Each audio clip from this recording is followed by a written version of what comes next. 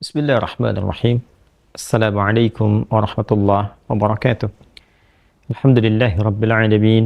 Wassalatu wassalamu ala rasulillahil karim wa ala alihi wa sahbihi ajma'in wa ba'd.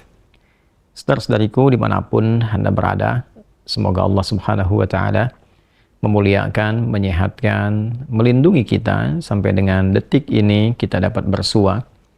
Dan lebih dari itu, semoga Allah subhanahu wa ta'ala senantiasa memberikan taufik, panduan untuk menjalani kehidupan di dunia ini agar mendapatkan rahmat Allah Subhanahu wa taala yang bisa kita bawa pulang menghadap Allah pada hari kiamat kelak insyaallah.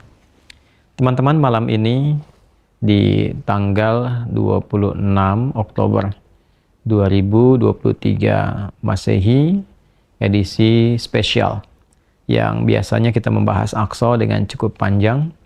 Kali ini kita ingin berbagi pesan yang sangat singkat.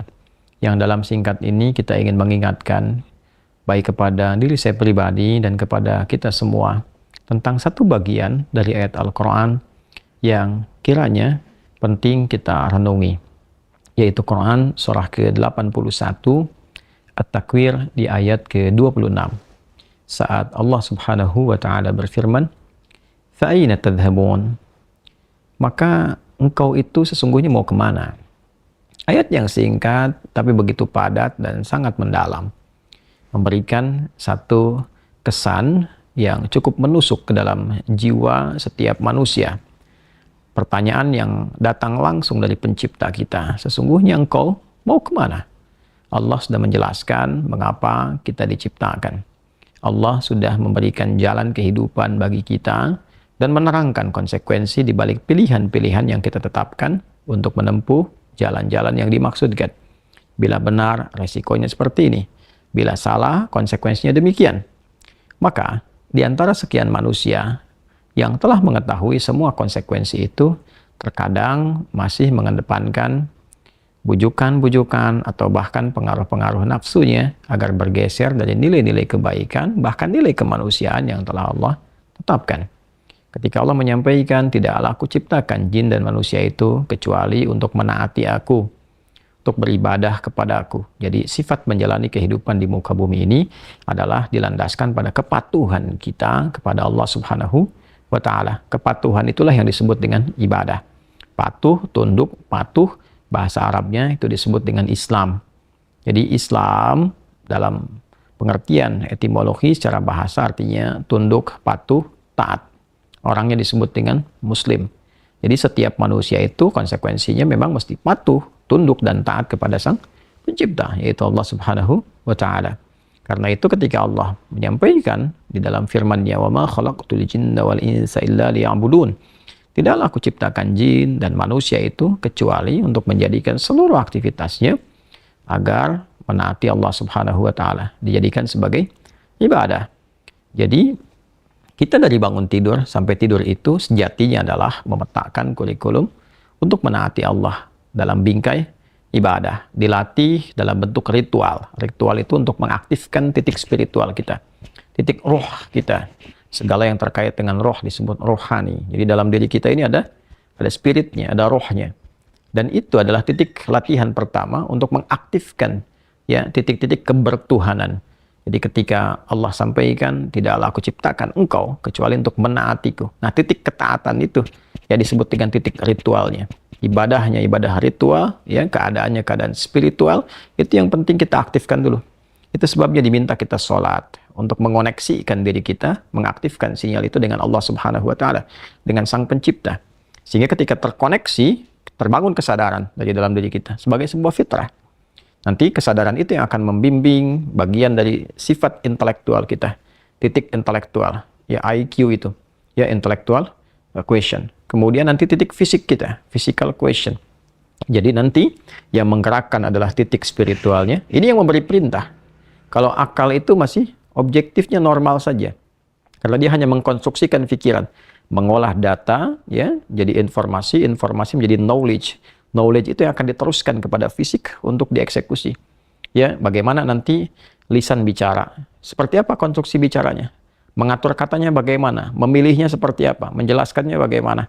Tapi perintah untuk melakukan itu sumbernya dari sini. Ya, dari titik terdalamnya. Di dalam itu cuma ada dua. Ada jiwa takwa, ada jiwa fujur. Fa'alhamaha fujuraha wa taqwaha. Maka di dalam diri manusia itu, di titik paling dalamnya itu, ada nilai kebaikan, disebut dengan takwa, karakter moral kebaikan. Ada yang buruk disebut dengan fujur. Nama lainnya disebut dengan nafsu. Karena dari fujur keluar su, melewati nafas. Nafas ketemu su, jadi nafsu. Quran surah ke-12 ayat 53. Wa ma ubarni'un nafsi innan nafsa la'ammaratum bisu illa ma rahima rabbi.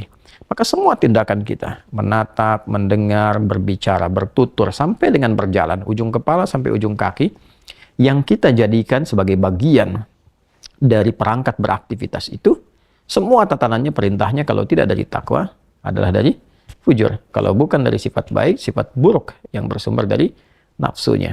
Maka semua kegiatan yang kita desain dalam setiap hari itu, kita tata. Dan Allah tanya, baik, engkau untuk apa bekerja? Ya Allah, saya ingin mencari rezeki. Baik, bagus. Untuk dapat uang. Setelah dapat uang mau kemana?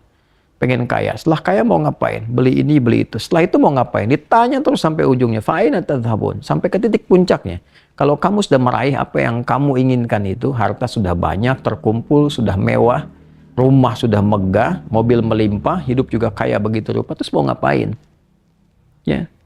Maka orang-orang yang bingung pada akhirnya, dia mencari-cari ketenangan. Akhirnya balik lagi. Sudah kaya segala rupa, cuma cari ketenangan, akhirnya balik lagi ke desa, nyewa gubuk, nanam kangkung, nanam cabai. Terus kalau memang dengan seperti itu bisa bahagia, kenapa selama ini kerja keras mendapatkan sesuatu yang dikumpulkan? Balik ditanya. Kamu kedudukan pengen jadi apa? Terus. Yang di militer pengen dapat bintang 1, 2, 3, 4. Kalau perlu, jenderal besar, bintang 5. Setelah itu mau ngapain? Mau diarahkan kemana semua itu? Karena pada akhirnya semua bintang akan berguguran. Ya, wafat juga, meninggal juga. Kalau sudah selesai, purna, selesai. Demikian yang punya ilmu, punya jabatan, macam-macam. Mau diapain? Ya, ketika semua titik itu mencapai pada titik jenuhnya, di akhir itu akan balik kan.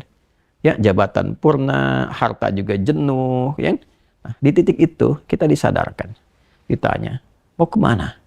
Maka dijawablah dengan jawaban yang sangat mendalam. Inni dzahibun ila rabbi sayahdin. Yang terbaik adalah katakan, saya ini menyiapkan bekal untuk berjumpa dengan Rabbku. Itu jawaban yang paling indah. Ya, jadi kalau ditanya, mau kemana hidup ini? Kata Quran jawab, aku menyiapkan bekal untuk kembali dan berjumpa dengan Rabbku yang telah menciptaku. Dari situlah kemudian Allah katakan, aku berikan petunjuk kalau begitu. Yahdin. Ya, aku berikan petunjuk kata Allah. Jadi orang-orang yang menyiapkan semua aktivitasnya dan dia lakukan untuk Allah, berjumpa dengan Allah, maka Allah akan berikan petunjuk dalam setiap aktivitas kehidupannya. Diberi petunjuk bagaimana mata memandang, telinga mendengar, lisan bicara, sampai kaki berjalan.